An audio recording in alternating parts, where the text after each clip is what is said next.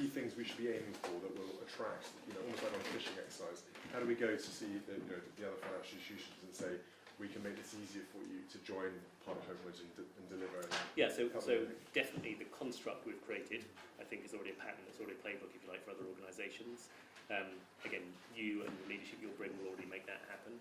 I do think you can't do this, but the other side that I spend a lot of time is on working with our government. There's a lot when we look at this problem, both at a community and a local level, and whether that's local combined authorities or local mayors and the national government.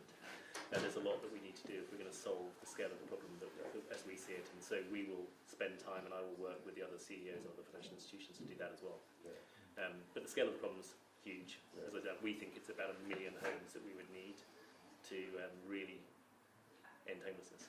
Yeah. Okay. And from you guys, the other side of it, how has it worked for you, and what sort of lessons can we learn from how this partnership is built?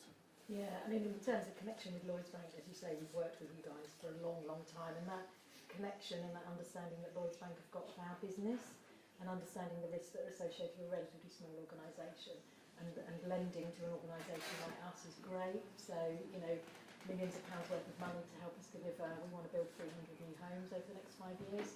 Quite small considering the scale of the challenge, but every organisation has their role to play. So, potential additional lending from you guys will make a massive difference. We will be buying and building new homes. Hopefully move on homes for the people that are in schemes like this that we manage, that are commissioned by the local authority.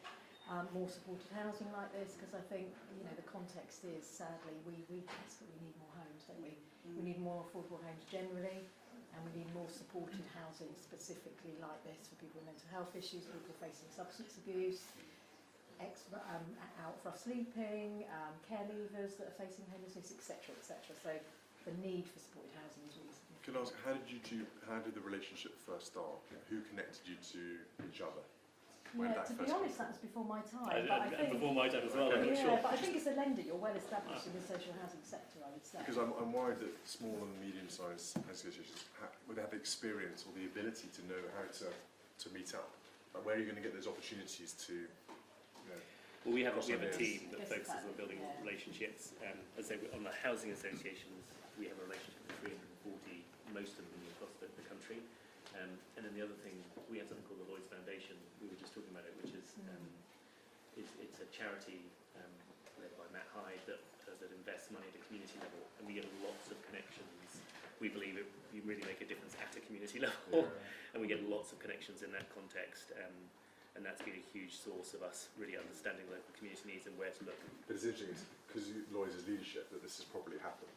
What I'd love to work out is how can small and medium-sized housing, come to the table and be able to draw in others who may not be in the space quite so easily. I think Homewards can help a lot with that, because with the coalitions we've built, and we've got, as we've briefed this out to the locations, we've got the bigger housing associations represented and the charities, so some of the smaller providers who have aspirations to get into provision of housing, and they're spotting those opportunities. And our bigger housing associations saying, we should think about this, the support that those are providing, there's an opportunity here.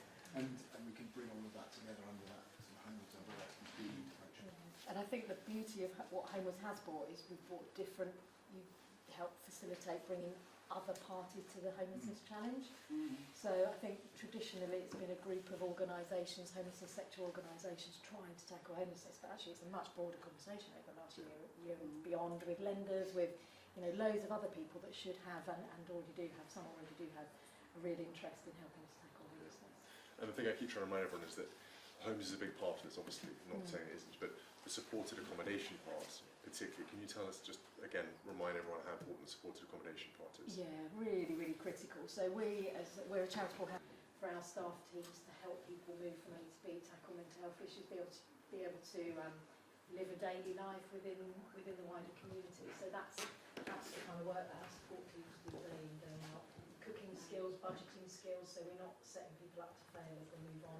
That's wrap-up support, isn't it? Yeah, it's absolutely critical. And if you don't get the foundations right at the beginning, then whatever you do, you can find a house, it's the perfect house for them. That doesn't mean they're not going to fall out, so what's going to go wrong, they're going to leave. Potentially will fail and they'll be back now and again, and it's stopping that revolving door, isn't it, that you see. I was just going to make the same point, stopping the cycle, making homelessness rare and unrepeated. These are absolutely the pillars of what we're trying to achieve, and it's supported accommodation and things like this that really do help that sustainability.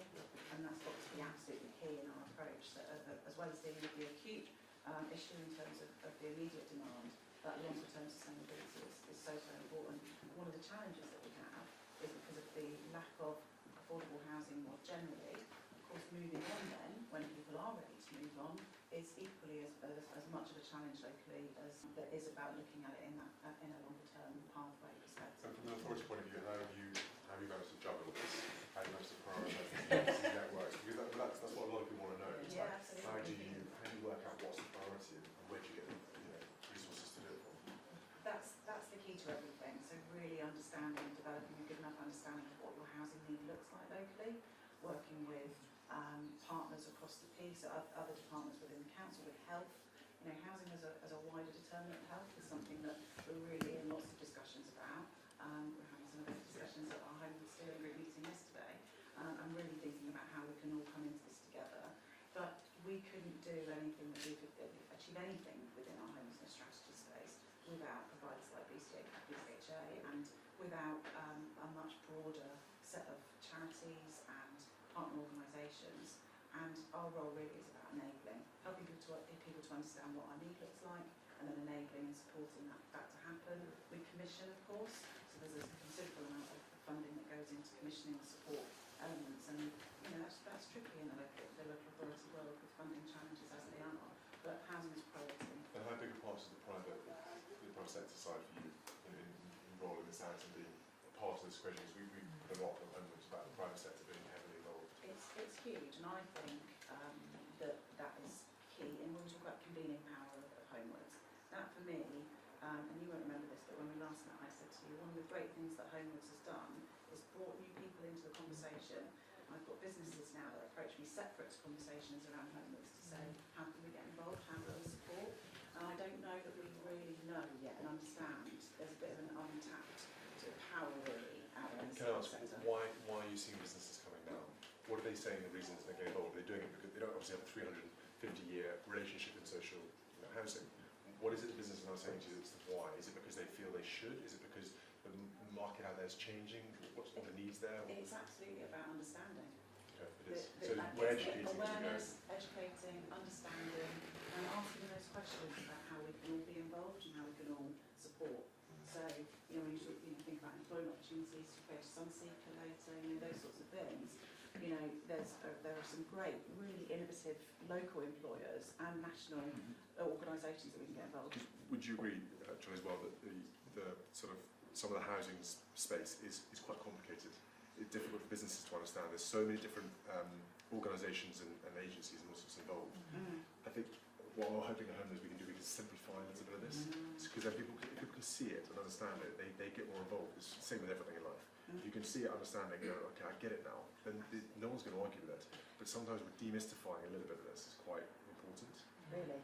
I think Do you think, the financial institutions, do you think that's quite important? I completely agree, and I think it's the coalition that Homewards is bringing together which is most powerful. You know, I can be the banking nerd, I can bring all the financial aspects to it, but it doesn't join up unless you I really understand the local authority, the link between the local authority and then the national government. They've been learning about RDAL and CDAL, which is how the national finances work, and then actually how you deliver services on the ground in the way that you do. And then you bring the coalition together, you can't solve these problems, and that's the leadership I think that Homewards and for But it's great to have a national activator like yourself. Yes, That's quite handy with the local side of things, and then we're seeing a bit of employment today, the local generation, that is quite crucial. It is quite rare. That's what we identify a lot with Homewards, is how do you make those connections better? There's a big gulf sometimes between where you're working at and what you're doing, and housing providers who are charities are doing an awful lot of work on the ground, but find it very difficult to connect.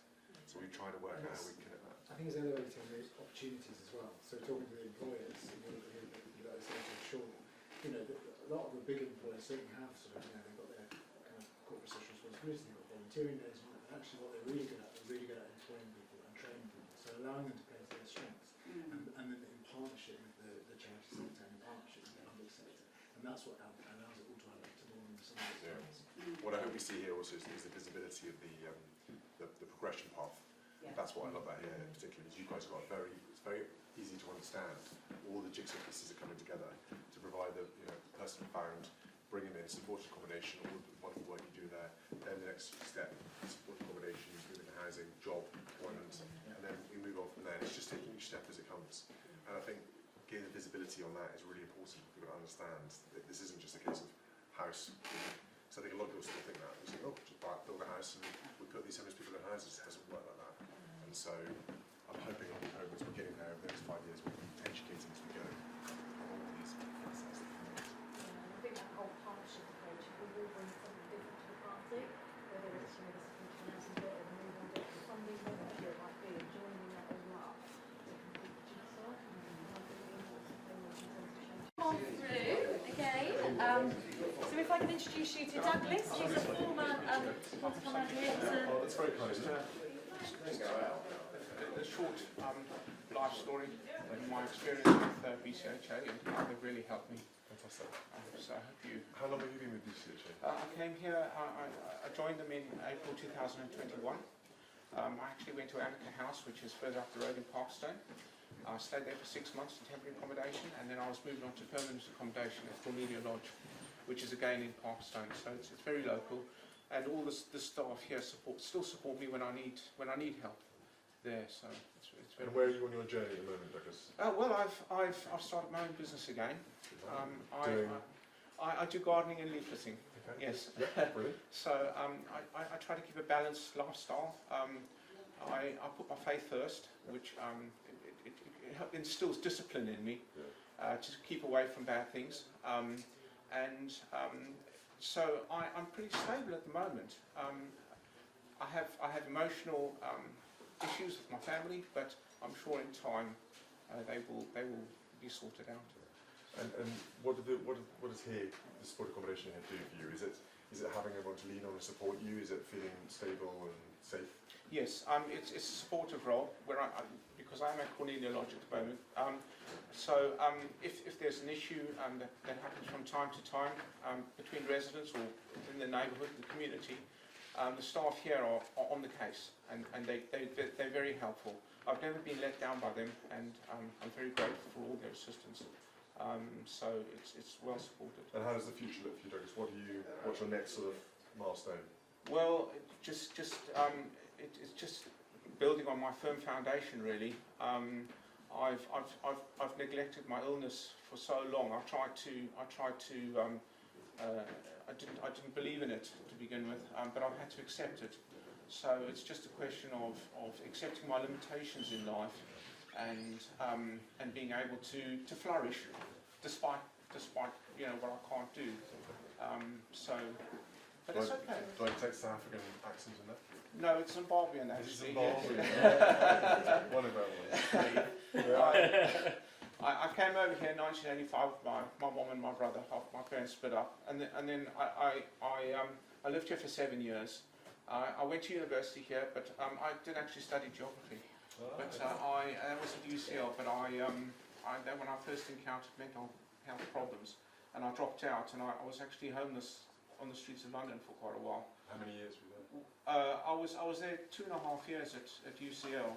But how long were you homeless for in London? I was about 3 months, and then my dad bought a ticket to go back to Zimbabwe, and I ended up in hospital in Zimbabwe, which was an appalling experience.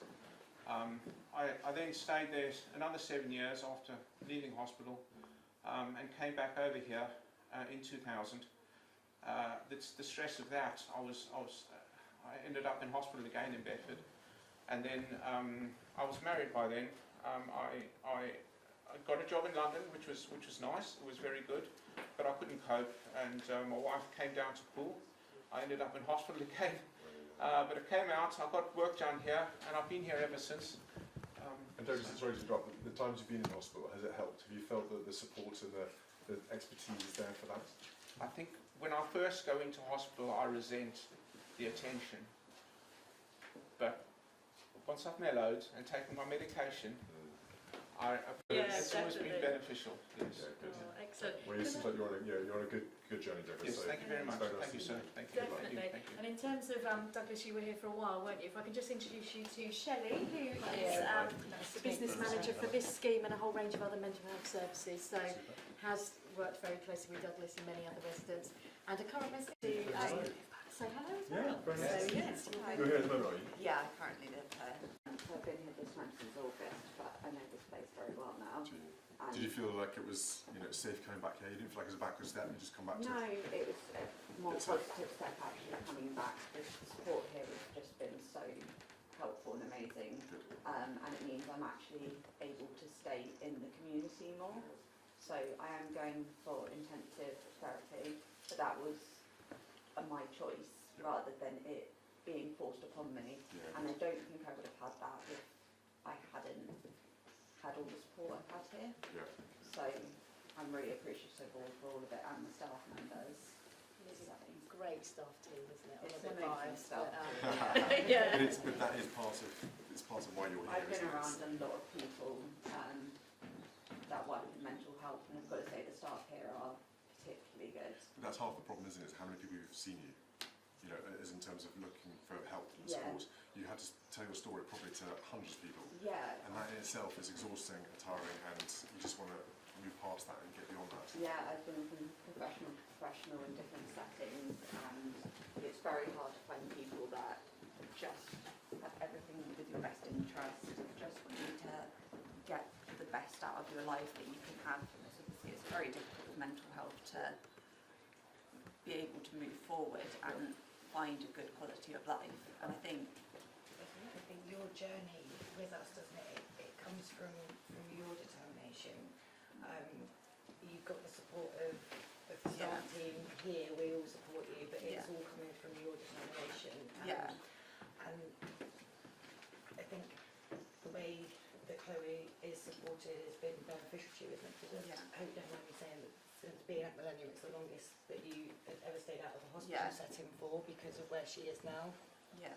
Yeah, it's not been an easy journey, and the amount of support I've had here and things like that, and they correlate with CMHT, they all work as one big team, which massively helps in just being in a place where I can accept all the treatment options that are available to me and actually hopefully make something of my life. Yeah, definitely. I can see that already though.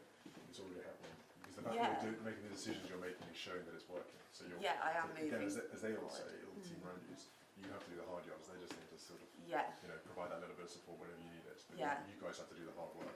That's the thing. Yeah, we had to do it, but it's massively helpful having someone on your side, helping you through it all, and just sort of being almost like cheerleaders in your recovery. This is it. Because how important particularly is their support? Never mind the experience and the technical things they tell you. Just having someone in your corner backing you. It's great having known someone's always there that just wants the best for you, just wants and genuinely actually cares about you, and actually it's more of a, you don't really, I can't think of the words, but have that sort of like relationship with someone in the fact that they're here, they've got a job, but they genuinely want to be here, they genuinely want to help everyone that comes through these doors, and everyone is getting the same treatment, everyone is getting undivided help here. It's not selective or anything, it's just great. Good. Well done you. You're clearly heading in the right direction, that's the thing. Yeah, definitely. And as part of the support, we have Feelgood Fridays. We do. Not Feelgood created by me, Fridays. but Feelgood Friday. What happens on Feelgood Friday? On a Feelgood Friday, A lot of chocolate biscuits. there's always food involved. There's Food is very there's important. always some form of Food food and mood involved. is very important. No, so on a Friday afternoon, all staff shut down laptops for a good couple of hours, ignore phone calls for a couple of hours. Sean puts the music on. Sean puts the music on.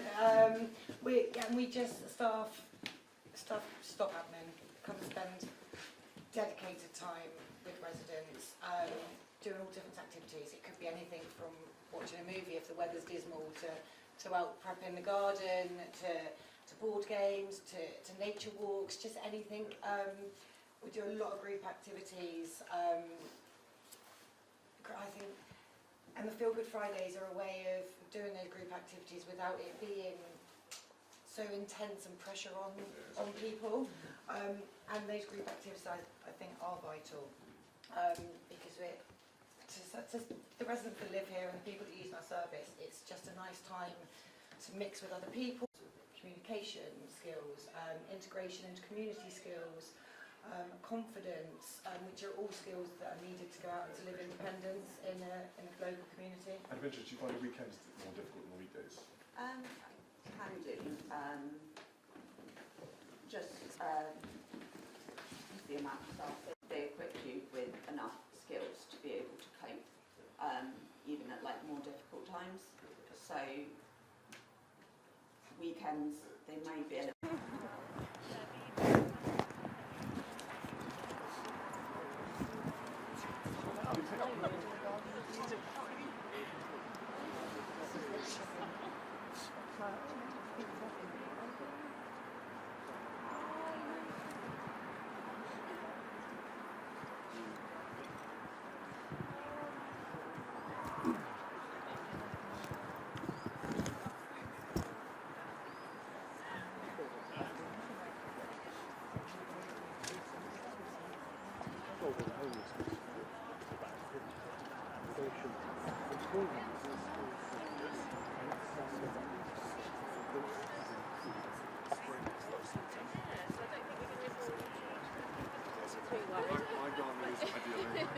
If I can introduce you to Lloyds Coates, who's our head of service, he's going to take it from here, if that's okay.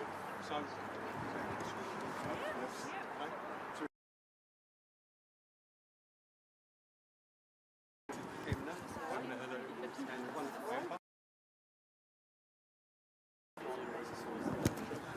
Yeah.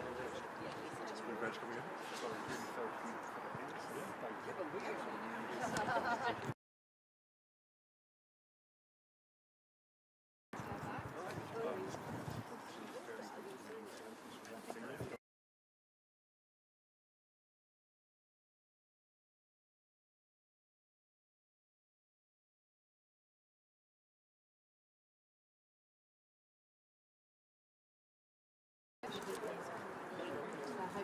How's the journey been? Has it gone? Yeah, really good, yeah. Well, I moved back to Cornwall, yeah. Fantastic. Where did you move back from? So Bristol, I was currently. Yeah. And that went one Bristol to get back here. And get your life back together again here. Yes. Good. And what have you found most solving it's not just about providing accommodation. Employment is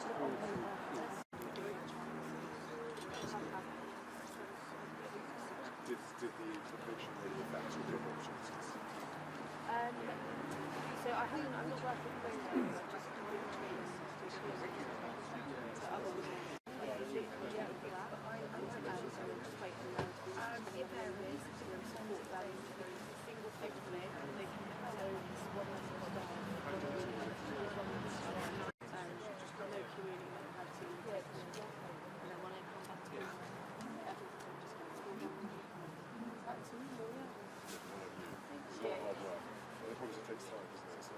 It's taken me a good few years, yeah. I'm finally getting there. Maybe a bit of gardening as well. I should work for M&S. What seeds you planted? Bit of everything. Collection. Yes. Been 20 years there. Yeah, do you want me to plant some as well? Yeah, there's so much. Which ones are in there? Amber is our garden expert who supervises the plants. You tell me what I'm going to do now. Sorry, sir. You tell me, do you want me literally follow me? Yeah. With the fork and the pop of them. Have you working? Well, this is it. Get some broccoli. If this grows, you have to let me know. We're going to keep, absolutely, that'll be the first one to take. That's quite straightforward.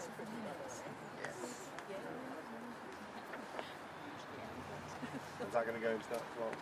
These will be kept out of that for the moment, just to protect from the frost. Basically, will be kept inside, undercover for a little while, just to germinate, and then will be transferred to the ground in a couple of minutes when the frost is passed. Good. Potatoes ready for that area. What stage is going on? Yeah. Which one? He doesn't know anything about gardening. Your safety one anyway.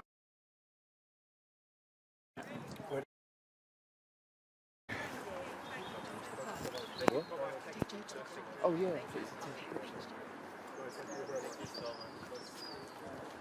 Charlie, thank you. Really appreciate it. Charlie was making the point before that this should be the sort of first of many. Absolutely. Well, the key thing really, Charlie, is to talk about how we get more financial institutions involved.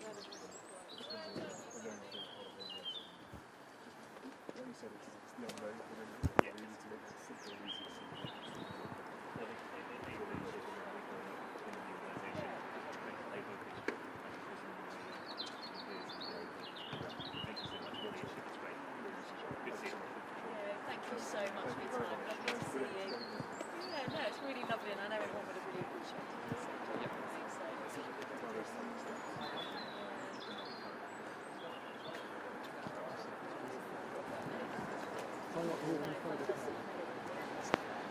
you soon. Thank you. Bye-bye.